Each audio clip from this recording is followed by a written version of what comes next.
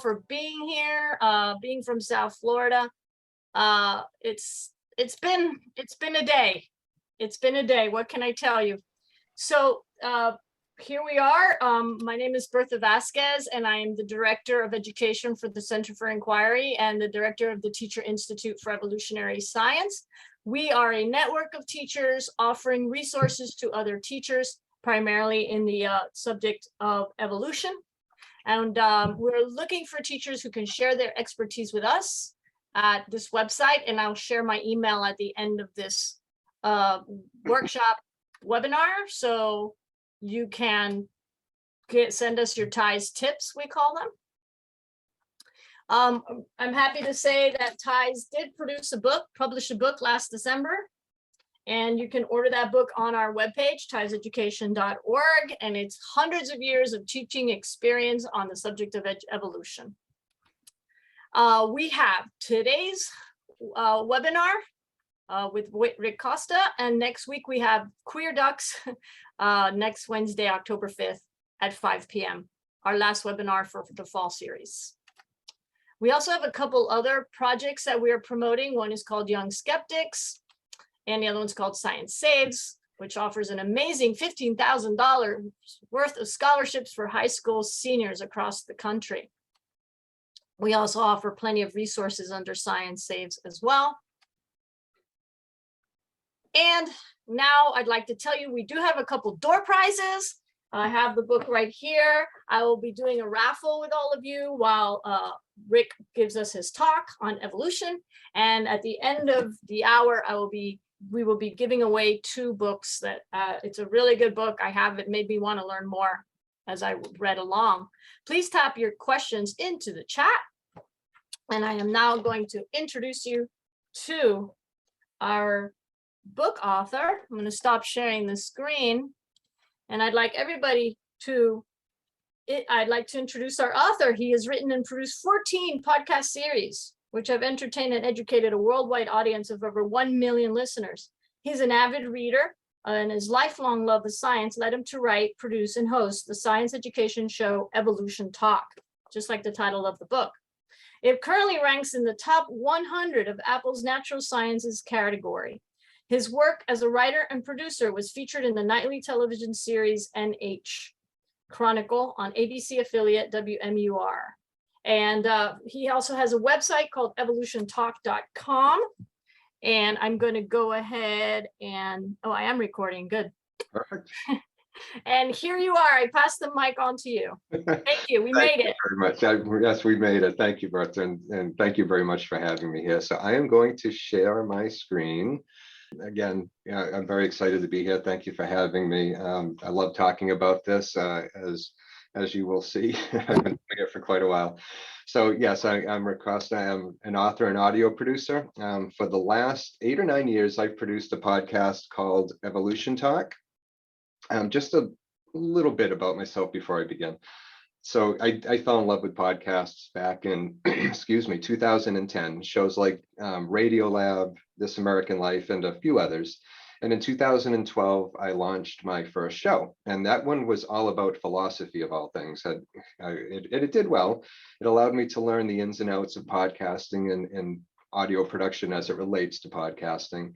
So this prepared me for what I really wanted to do, and that was a science-based show about evolution. It's something I'd been interested in for decades and wanted to give back and create a show that was easy to understand, especially for folks new to the concepts, and also accessible for all audiences. So if you ever have a chance to check out the podcast, which I hope you will, I use sound effects, voice artists, and such to bring some of the stories to life, both of the past history of evolution and also some of the newer developments in the area.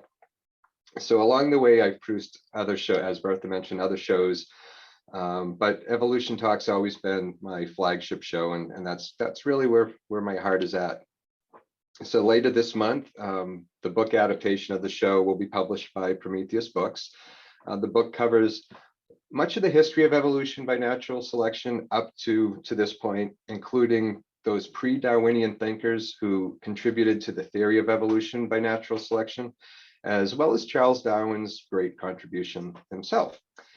It also, at a high level, walks through what it all means and how life, may have started. So enough about me and my book and my works. Let's talk about some other more influential people. In 1859, On the Origin of Species placed Charles Darwin on the front lines of a battle that, for all intents and purposes, still continues to this day. The battle is the one over our origin story, everything's origin story, and how we and everything else evolved. Now, part of the controversy that Darwin unleashed concerns the origin of the human race. Did we appear on the earth fully formed as we are now, or did we evolve gradually over time from some long gone ancestor, perhaps an ancestor that wasn't human in any way, shape, or form? It's a hard pill for some people to swallow, even today. I run into it myself now and then when talking to folks who can't or refuse to, accept the theory.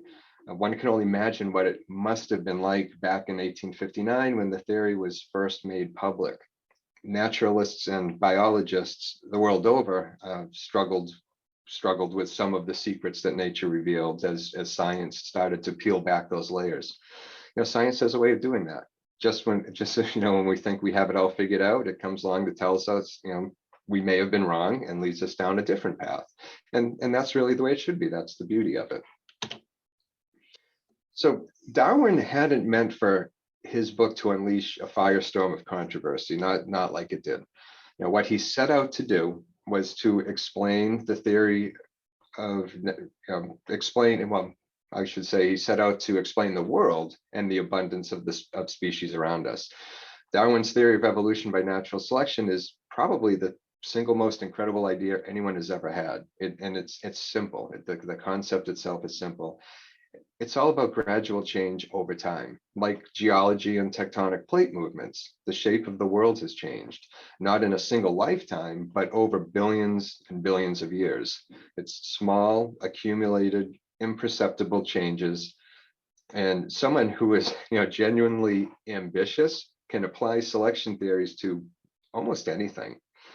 For example, selection theories are often used to explain how technology has advanced from a slow, steady rate to the leaps and bounds we have seen over the past 100 years.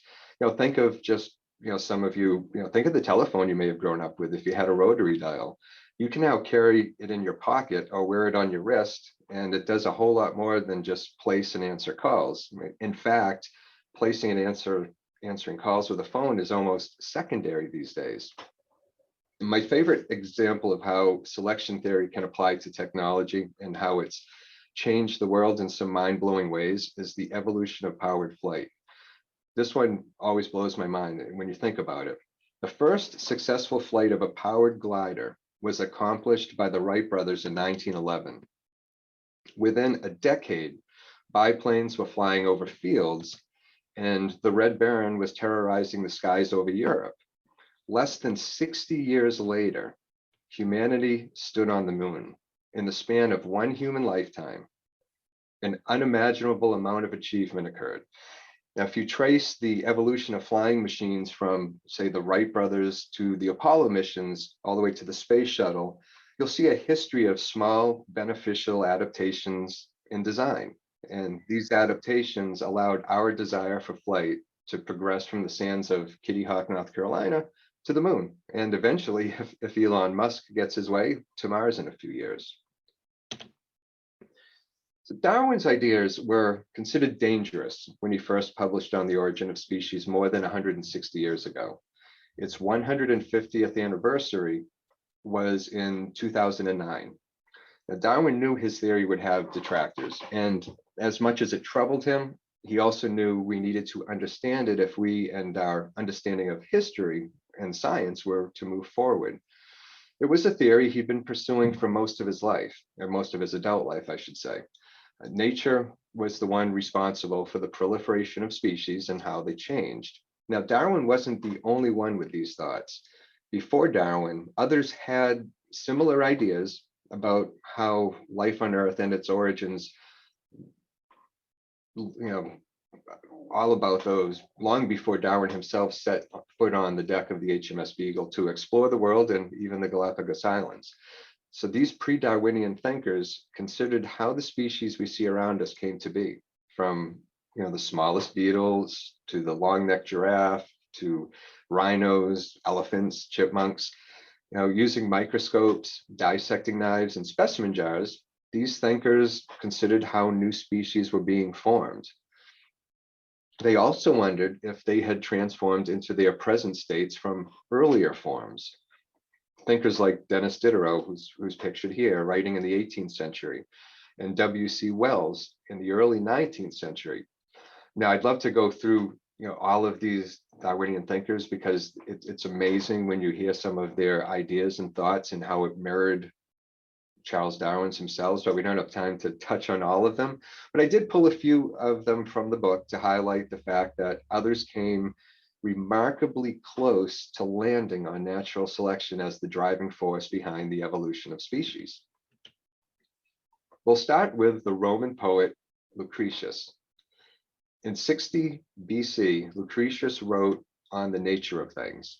It was a great book for many reasons.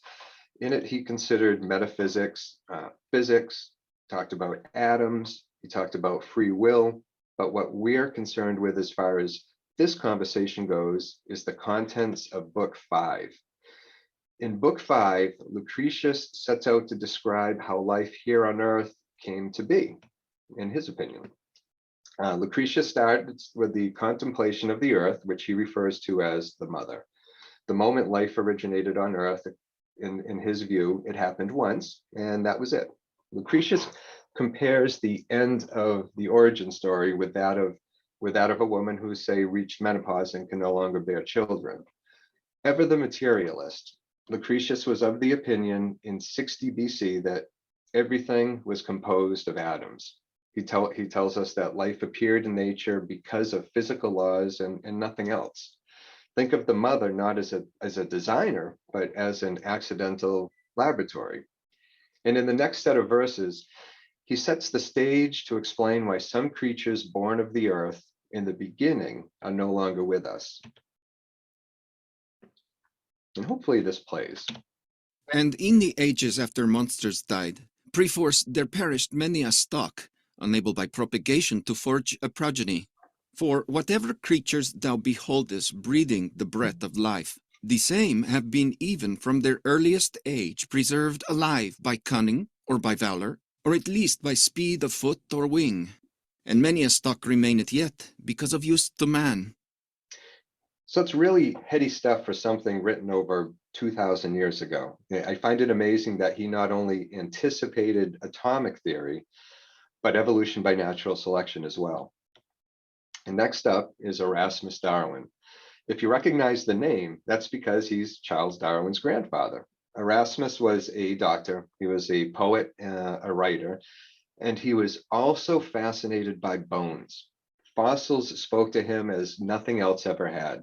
If a fossil was pulled out of the ground, he wanted to see it. What fossils caused him to do was to think, and he thought a lot. He thought about the past and about the very distant past. And he started to write and jot his thoughts down, and every so often when he was feeling up to it, he'd share those thoughts with some of his friends. He then had a marvelous idea. He had enough information and views on the subject, so he decided, I've got enough, I can fill a book with all of this. He even had a name for it. He would call the book Zoonomia. Or to be more complete, it was Zoonomia, or the Laws of Organic Life. Even the title somewhat suggested controversy. In 1794, he unleashed his masterpiece to the reading public, and it contained a sentence that was to later haunt anyone who read it. It may also have influenced his grandson, whom hadn't even been born yet. Would it be too bold to imagine that in the great length of time since the earth began to exist, perhaps millions of ages before the commencement of the history of mankind, would it be too bold to imagine that all warm-blooded animals have arisen from one living filament? I've always found that amazing, that one living filament line. So to prepare himself for the outcry that was sure to come from Zoonomia's publication, he retreated to his home and he waited.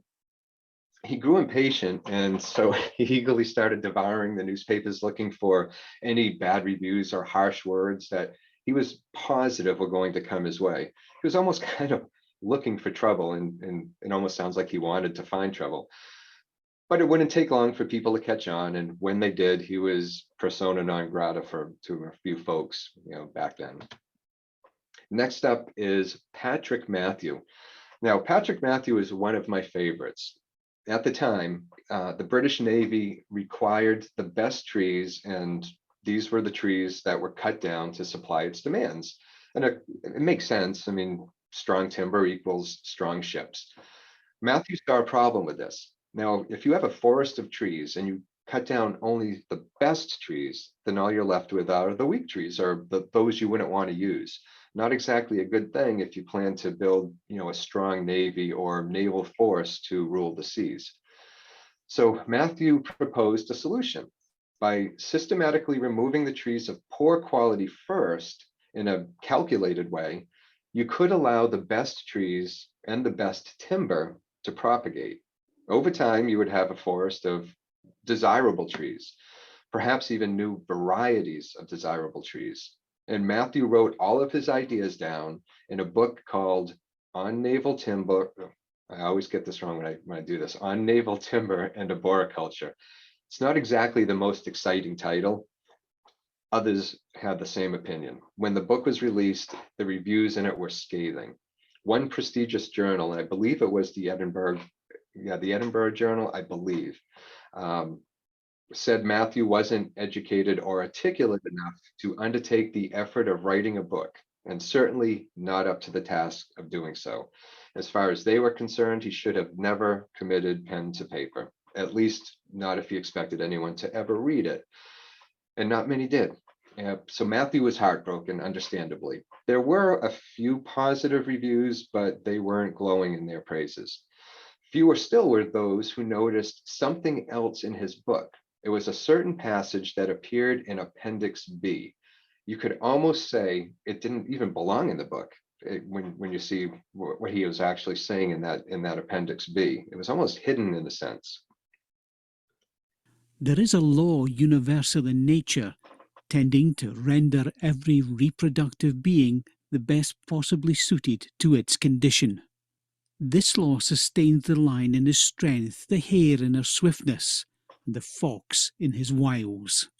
As nature, in all her modifications of life, has a power of increase far beyond what is needed to supply the place of what falls by time's decay, those individuals who possess not the requisite strength, swiftness, hardihood, or cunning fall prematurely without reproducing, either a prey to their natural devourers, or sinking under disease generally induced by want of nourishment, their place being occupied by the more perfect of their own kind. In that one paragraph, Matthew all but explains natural selection. Right there where he says there is a law universal in nature. He nails it. And this was over a quarter of a century before Darwin even published his book. We wouldn't know Matthew's name today if he hadn't by chance seen an article reviewing Darwin's book almost 30 years later, but that's a story for another time, and that's all in the book. Another favorite of mine is Robert Chambers, who published Vestiges of the Natural History of Creation in 1844. Chambers tackled, his book, he tackled the transmutation of species in the pages. That's what evolution was called at the time, the transmutation of species. Now, while Chambers didn't know the driving force behind it, he set out to explain that species did in fact change over time. New species were formed because of these changes.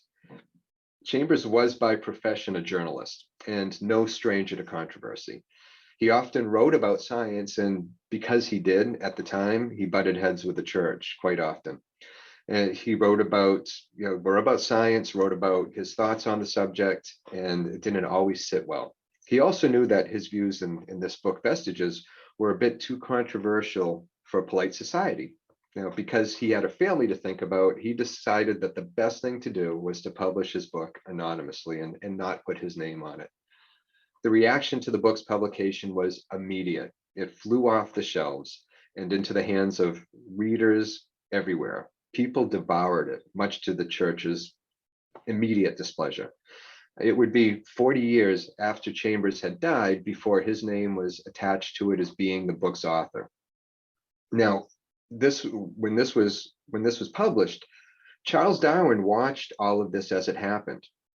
He saw the debates, he saw the backlash that the publication of Chambers' book caused. And it was because of this that Darwin delayed going public with his own ideas. He let his close circle of friends know about it, but he didn't publish any papers on it. He didn't let it be known where his thoughts were going. He wanted to make sure his theory was airtight. It was one of the reasons that he wouldn't publish On the Origin of Species until 1859. There are other reasons, but those are out of the scope of this presentation. But he did publish it, and he published his great book, and he held his breath. After his book's publication, Darwin felt as if he were under attack. He received a lot of mail, and not all of it was supportive. In fact, some of the letters that he received concerned him. And this was nothing new, and Darwin might have said that he was used to it, and he probably would have even admitted to expecting it. It was the primary reason he debated with himself over the publication of the book in the first place. He needed to be confident in his views when he presented them, and for the evidence to be strong. It needed to withstand and repel any attacks that were to come his way, and he was sure they were going to. He knew his ideas would lead others to question, as he had, humanity's origins. During the time leading up to his book's publication in 1859 and the years afterward, Charles rarely left the house. He often complained of stomach aches and stomach troubles, and he used these as an excuse to avoid travel, preferring to stay home and communicate and keep abreast of what was going on elsewhere through letters and visits from his friends. He apparently suffered a lot of anxiety over the backlash that his views brought him, and also to his family. And speaking of friends, writing to his good friend, the botanist Joseph Hooker, Darwin said this: "What a book a devil's chaplain might write on the clumsy, wasteful, blundering, low and horridly cruel works of nature. My God, how I long for my stomach's ache to wash my hands of it." The book he was referring to, of course, is his own On the Origin of Species. His wife, Emma, was a devout Christian, and this by no means eased his already troubled mind over the whole matter. He didn't want his ideas or the resulting storm to hurt her in any way. And they didn't, and Emma stood by his side, and if there was any harm or if the hurt was there, she held it well. She was supportive of her husband's ideas until the end. So the world lost Charles Darwin in 1882. So what have we learned since Darwin, or I should say post-Darwin? Well, we've learned quite a few things. Thanks to Gregor Mendel and his study on the inheritable traits of peas, we know now about genes. Darwin knew traits were inheritable, but not the delivery system of those traits. A few decades later, Rosalind Franklin, James Watson, and Francis Crick discovered DNA and the double helix structure. This molecule contains the genetic information needed for the development of all living things. We also know a bit more about the age of the universe. It's been around for a long time, long enough for suns, long enough for planets and life to evolve, maybe many times over. But do we know how life started? No, we don't. But what do we know? Well, the amazing thing is, Darwin suggested almost offhand that life began in a warm little pond. Yeah, I think he may have actually called it a primordial pond. Don't quote me on that, but he wasn't that far off, or probably wasn't that far off. One gets the impression that he might have been channeling his late grandfather Erasmus, who proposed it all started with that one living filament, if you remember that from the Xenomia, and that it also began in the sea. So what do we know about life's beginnings? Well, we are pretty sure that 3.5 billion years ago, A single-celled organism first wiggled around in that primordial pond. It split, it replicated, it combined to form complex multi-celled organisms, swapped genetic material, maybe clumped into groups, formed new shapes, emerged from the sea, and eventually struggled to survive. These new multicellular organisms suffered mutations during replication that either helped them cope with their environments that they found themselves in, or they faded into history. Some left traces while others didn't. Some were left fossils, which Erasmus Darwin loved, which he loved to get his hands on. We may not know what or how it began, but we do have a pretty solid idea of what occurred afterwards. The tree of life has many branches that you would have a hard time counting them all. Think of it instead like a meandering river. It turns, it splits off, and those splits separate again. All of those little side tributaries can be traced back to the original river and back to its source. There are also tributaries and streams that eventually dry up, never to be seen again. Suffice to say, everything that you see, touch, hear, taste, and even smell is part of the same story. It's really what I like to say is the oldest story ever told. Well, thank you. Should I stop sharing, Bertha? Yes, please do. Okay. Let me do this. Stop share. There it is. So we're back in the main screen here. Thank you so much. I think what the book is, it's very accessible. I think everybody can learn something from it. I've been teaching evolution for a very long time and running the Teacher Institute, and there were a few things in here that I learned. So this is a book for all levels of evolution and of evolution learners. And I also loved, you're very witty in the book. I think it's you're funny, and your insights are wonderful.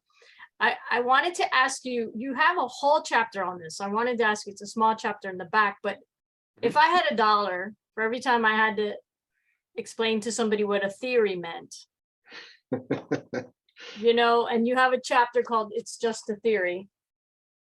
I was wondering if you could just talk about that real quick.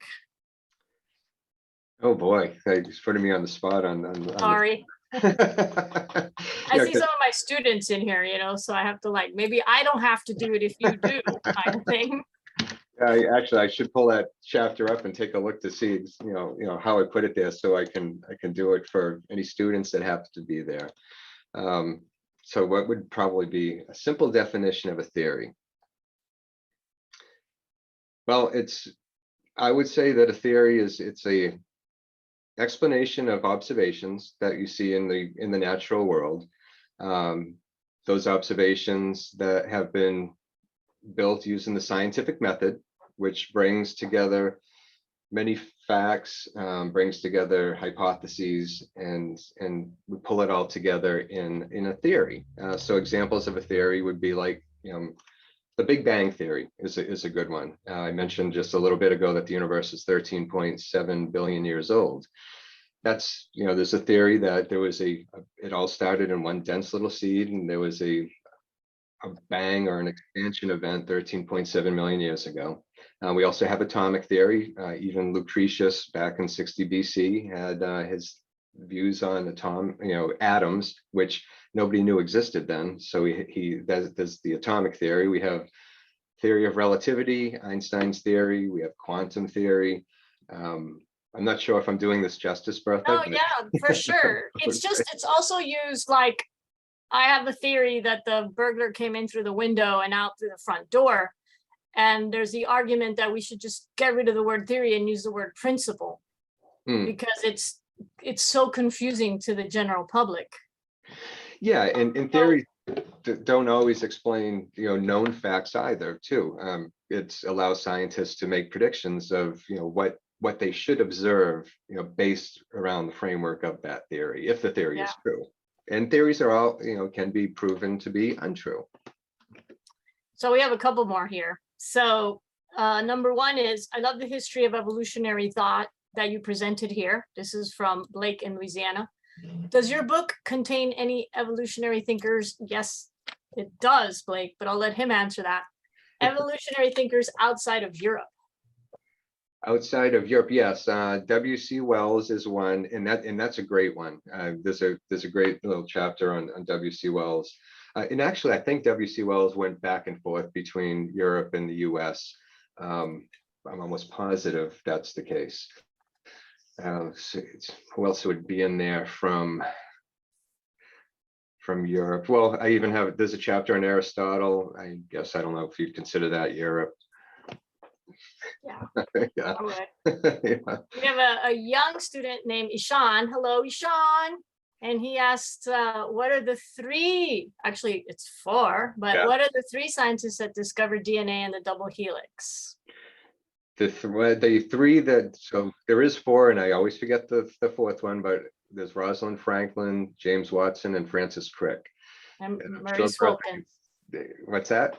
Maurice Wilkins. Oh, there you go. Yes, thank Those you. are the four. And you better know those. There's a test on that next year, Ishan. Uh-oh. Saying. Wait, can you repeat I that? won't be there though. I'm evolving away from teaching. Wait, can you repeat? Hi, Ishan. Hi, can you repeat that? I didn't get to write it down. Okay. Francis Crick. James James Watson, Watson. who's still alive, by the way. Rosalind Franklin, who died a very long time ago before the Nobel Prize was given. That's why you're thinking it's three, because they don't give the Nobel Prize posthumously. And Maurice Wilkins. Next question is the book released and is it available on Amazon? It will be released October 15th, and it'll be available everywhere. So yes, Amazon, Barnes & Noble, probably Target, Walmart, probably hopefully local bookstores as well, and shelves of your local library. But yes, October 15th, at least in the US. I think in Europe it's December 15th for some reason. And it's Okay. also available, or will be available as an audiobook if folks would rather consume, you know, their books as audiobooks.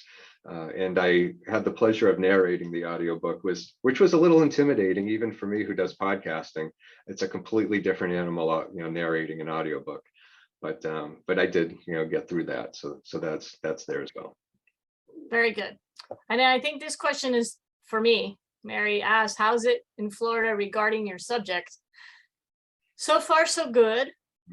We are pushing some laws in the state that are allowing parents to decide which books kids can read, which books they, you know, like deciding curriculum. But as of yet, I haven't really heard, at least, you know, not in this very large urban school district down here in Miami, I haven't had any issues.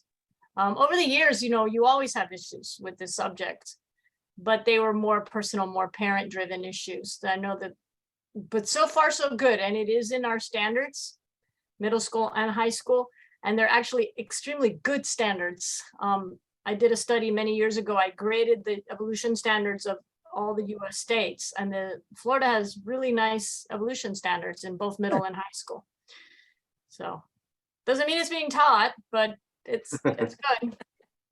Right. Okay, everybody, I think that's the last question. And I did make these, I made these little papers here to give away books. And I got 3 names. I have my email, if you scroll up high, but I'll put it in again. This is the email that you need to send me your, it's at the very beginning, your address so we can get these books to you. The first person is Linda de la Garza. Second is Natalia de Fonseca. And the third one is Jeffrey Trotta. So those are our, oh my God, it was supposed to be 2 books. Well, now it's 3. It's been one of those days here in South Florida. I'm so sorry. Well, you know, it's 3 now, and I think that's great. And everybody keep an eye out for the publication of the book, October 15th. And I will be also reviewing the book for another wonderful organization, the National Center for Science Education. So thank you all. and have a great evening. Stay safe, everyone. Thank you, everybody. Thank you. Have a wonderful evening.